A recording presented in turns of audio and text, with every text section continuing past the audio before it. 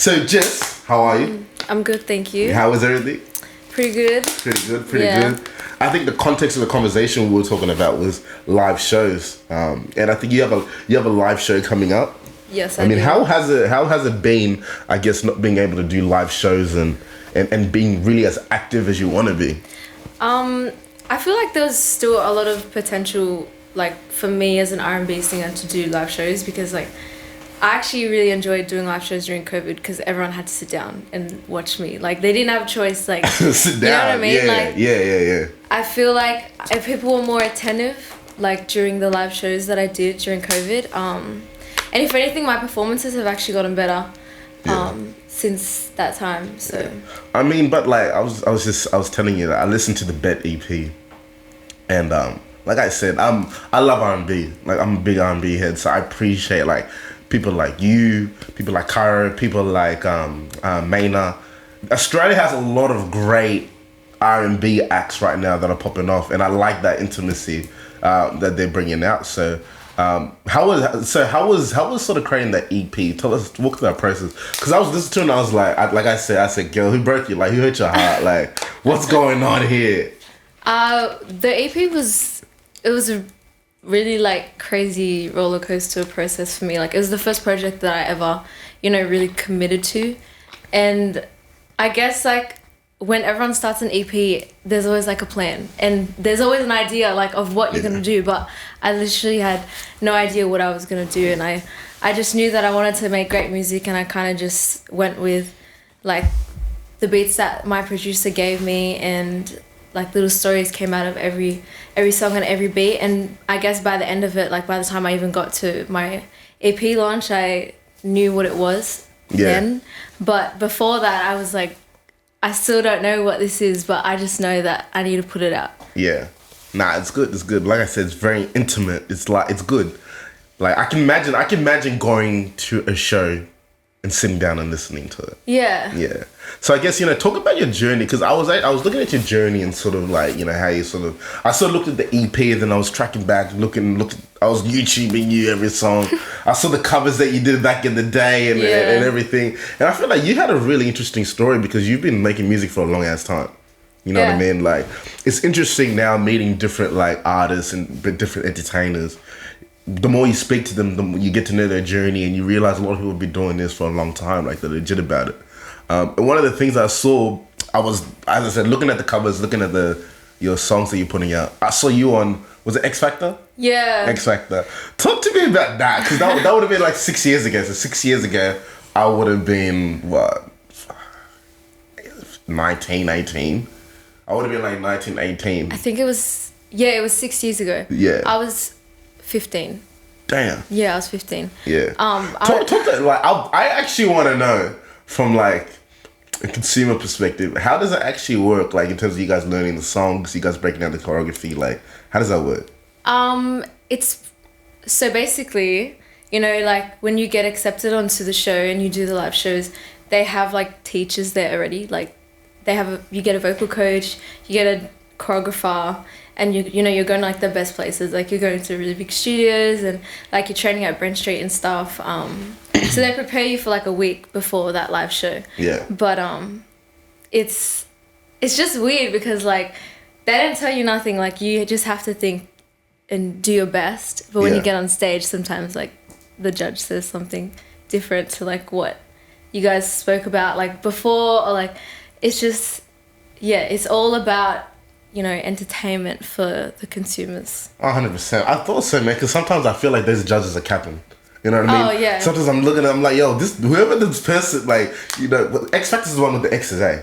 Yeah. Yeah, the X's. Like, sometimes they give someone the X, I'm just like, yo, this artist is actually lit. Well, it's actually finished now. X Factor finished like 4 years ago. Yeah. Yeah, so they don't even like air it anymore. Yeah, I think the big hole in things like that is that people knew that the best talent weren't winning. Yeah. There was some consumer thing going on, some marketing, some things sort of going on, so it is what it is. I guess what did you learn from that experience though? You were in the group, like the group was good. Yeah. And I think some of you guys I know Edgar does a thing now, like some of you guys doing your thing, but what'd you learn from that process? From being on X Factor, I just learned to like have fun because like, I was 14 when I was on the show. Like I was still in high school. I was like, man, like everyone just needs to chill. Like this isn't the last shot that we all have, you know? Yeah. Like just take all the opportunities, get the networking, and just keep going. Yeah. I mean, and were you able to sort of like keep a relationship with the girls moving forward, or sort of you guys go or do your own thing? Well, like we still kept the relationship, but we all definitely like moved on and did our own thing. Yeah.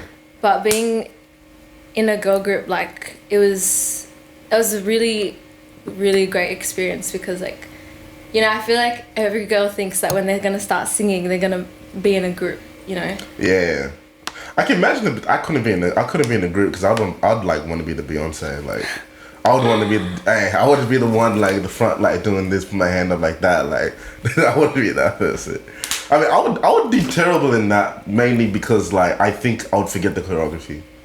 I was the worst in the group with the choreography. Like they had to cut moves because I was like so bad at dancing. I was like, they put me on like in the show and they thought, oh yeah, like all three of them can dance. Blah blah blah. I was like, when we got to the choreography, I was like. Struggling so bad, I had to cut moves. I was like, okay. I guess one other question that I had which was interesting was, and I'm talking to you as if like I'm watching it and I'm a fan of things that I noticed. What happens when you like forget a lyric? Like, what does it feel like when you're like singing or you're doing and you forget a lyric? Like, what's going through your head? Like, I forget lyrics all the time, but I don't know. You just naturally like make up words when you sing sometimes, like if you forget a lyric. Like sometimes before I get on stage, I'll like turn around to someone and be like, fuck, I forgot all the lyrics, but then I'll just jump on stage and do it. But even if I forgot a lyric, I'll just make something up. I don't know, it just comes natural. It just comes naturally? And where are you from? What area are you from? What's your background? So I want to know what are your sort of influences? Like what are your, like, you know, what things are you inspired by? Yeah, so I grew up in... Red Bull? Check your one? Yeah, I have a blue one. You want a blue one?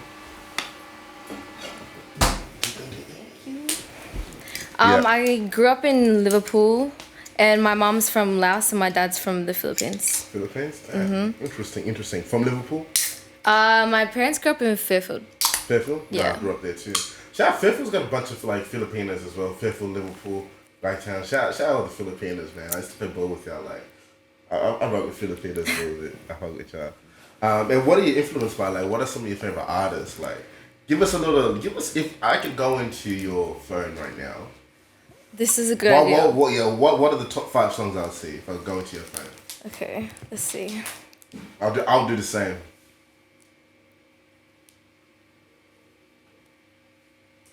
Let's shit this out. Damn. Okay, you go first. Okay. My top song is obviously Bet by Jessica Jade. Okay, I like that. Hey, yeah. My second one is Silence by Popcorn. Okay. Yeah, Burna Boy and Out My Way, Ramon. Okay, I like Silence. So you like Popcorn. You sort of like the Afrobeats Caribbean vibe. You're into that. Yeah, for sure. What sort of influence do you get from Burna Boy? His emotion, like he has so much emotion in his voice, and like I don't understand what he's saying, but I feel like I can feel like what he's saying. Yeah. That's deep. That's some deep artistry right there. I feel it. And I guess, you know, and I want to get back into Bet because I like the sort of the intimacy about it. You know, when I was listening to the EP, I was like, okay, she put a lot of thought towards the EP. And I guess, you know, a lot of and I think we talked a little bit about this off air, was a lot of the stuff that, you know, you were speaking on might not represent where you are in life. Yeah. You know what I mean? So I feel like that was a really interesting point that you were talking about. Because, you know, sometimes it's like, you can create something that isn't reflective of, you know, where you're at in life. You know what I mean? But it's sort of just like a memory. So talk to me a little bit about that and break down what you were talking about. Well, I guess like for me, I hold on to things a lot. Like I hold on to like a lot of memories. I can hold grudges, which is like really bad. Yeah. But that's... What's your star sign? Cancer. Okay. What does that mean? I have no idea. Is this for everyone else? Yeah, this is for everyone else to make the opinion. Yeah, so I guess because I hold on to a lot of like memories, I can write 20 songs about the same thing that happened in like 20 different ways. How's that like for your mental health? Like if you're holding on to like memories and like, you know. It's not good. I think my goal for this year is to like learn how to let go of shit. Yeah. Yeah. I'm terrible. Like I hold grudges. Like I remember everything. It's a terrible thing. Yep. Like, you know what I mean? Like I remember like probably one of the most significant moments was in year 9, my basketball coach cut me from the team. And I knew that, you know, I was skillful enough. But I remember that, but I gotta let that shit go. You know what I mean? And it plays onto it. Like, do you feel as if like, you know, like holding on to different memories, even though sometimes your music is dope, like does it like affect how you live your life and like your relationships with people? I wouldn't say that it's like it what was your question again? Sort of like how does it affect your like relationship with people? I think it affects my relationships with people because I build walls a lot. Like I don't have like heaps of friends and I don't trust heaps of people. And as soon as I do like someone and they do something little, like not even little, but something that hurts me, like I probably won't speak to them ever again. Yeah. Like it's You cut it off real quick. Like, I think towards the end of last year I started realizing like, oh, this isn't a good thing to have. Like yeah. Now I'm with that though, like, cause sometimes it's like I'm with you. My bullshit tolerance is very low. Yeah. Like, with people, like it's very like out of line. Especially like when you're the type of person, like when you know you lead with respect, like when you know you're a good person. I'm not sure. Do you reckon that's condescending to say that? Like, you know, for you to say, you know, you're a good person. I don't think so. Like we're good people, but it would be even better if we could like let things go and forgive. Yeah, exactly. You know what I mean? But going on what you're saying, it's like, you know, when you lead with respect and when you lead with love, and then someone like leads with the opposite, then for me, I'm with you. Like my reaction is, I will never speak to you again. You know what I mean? I'm quick with the cutting. Yeah. You know what I mean? I'm exactly the same. And I guess who in Australia are you liking right now? Like, what are some of the dope Australian acts that you've been vibing with? Ooh, definitely 1-4. Their first EP, probably has been my favorite thing that they've released so far. Why's that? Because there's a lot of singing in it. Like, yeah, it's just so different. But I kind of expected them to go that route as well because like they've been doing drill for a really long time, and like for me that EP is like it shows like a lot of variety with them. Yep. Yeah. Nice. Who else are you liking? Probably Amber Rose is the first R&B artist that I ever listened to in Sydney. He's probably like one of my favorites. Man, shout out to all the people who do things before it's cool. Yeah. You know what I mean? Like, shout out to all the people who just pave the way, just like take it for everyone else to make it decent. Anyway, keep going. Yeah, Amber Rose. I like Mayana Doe, Becca Hatch, you know, obviously like Manu Crooks, Kid Laroi. Yeah. And who else is there? Hooligan Hefs for sure. Yeah. Yeah. There's a lot of good energy going on. Like you listen to a lot of diverse acts. Yeah. And I feel like we're in a good place now where we have a bit of diversity. Because if it's just gonna be one genre, then like it's like the same issue we were talking about. If it's one genre that's popping, it's like, all right, where does all the love for the other genres come out from? Yeah, exactly. You know, and I think that was the initial issue. I think people sort of had that mentality, but now sort of like people realize, oh, you can like some drill and R&B at the same time. You can be hard but sensitive. You know what I mean? It's okay. It's okay to put out some emotions every once in a while. You know. So what's sort of next for you? What's sort of the vibrations and what are you feeling this year? This year, I think this year I want to put out mixtapes. I want to like steer away a little bit from like all the classic R&B that I've done before and start working with like more alternative R&B producers. Like who do you like? I like Away. Okay. I've been working with Dumba, Chunky Love. Who else is there? I really want to work with 18-year-old Man. Yeah, he dope. He's definitely dope. He had a good last year, man. Shout out Nick. Yeah, shout out the whole team. I mean, they had a great previous year, yeah. And I definitely want to collab with Triple One. Yeah. Exciting. Well, it'll be interesting to see where you fit in. Like, I can see you fitting in a lot of them. Like, you know what I mean? I can see where your lane could be in that. So it'll be interesting to see. How was your last year? Like, I don't think I asked that. I said, yeah, how was your last year? Last year was... It was really different for me because I finished the EP last year. Oh, I finished the... Did I?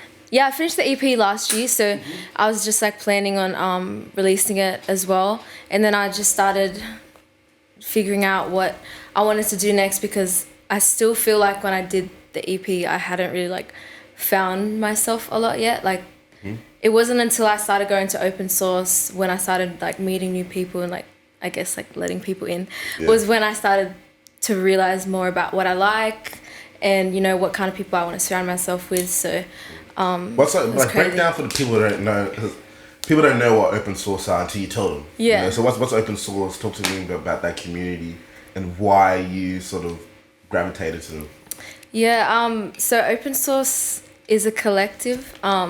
They work out of Western Sydney. They work for Western Sydney. I was really attracted to them because I feel like we have the same values. Like I'm really close with my family, and it just kind of happened that mostly everyone that works in open source is like Filipino, which is it's a family. It's like a family vibe. Yeah. Well, which is crazy because like I actually don't have a lot of Filo friends. So where were you raised? Like where were you raised? I was raised in like West Hoxton area. West Hoxton. Yeah. Okay. Yeah. That makes sense. Yeah. There's not too many Filos. No, there's heaps of Italians there. Yeah. So I didn't have like heaps of like Asian friends and that. Yeah. But when I started going to open source, I felt like, you know, Ricky, Kim, Eski, like they had genuine, not like motives, but they were just really, genuine. Yeah, they were just really genuine. Like they always want the best for me, and like I could just feel like that there wasn't anything like sus going on. Yeah. That's dope, man. Shout out to them. You know, shout out to good people, man. Sometimes you just get shout out to good people. But yeah, look, so I think we're excited to see, you know, where you're going this year, man. I mean, like I said, I'm an R&B head, so I make sure I keep tabs of all my R&B peoples and what they're doing, but I'm definitely keen to see what you're doing. I think your music's dope. I think, you know, and even doper, I think you perform really well. Thank you. You know, I think you generally have a good voice. You know what I mean? So I think that really helps, obviously. Yeah. But yeah, so we'll wrap this up. But, you know, it was great chatting to you. Thanks for having me. No worries. It's great.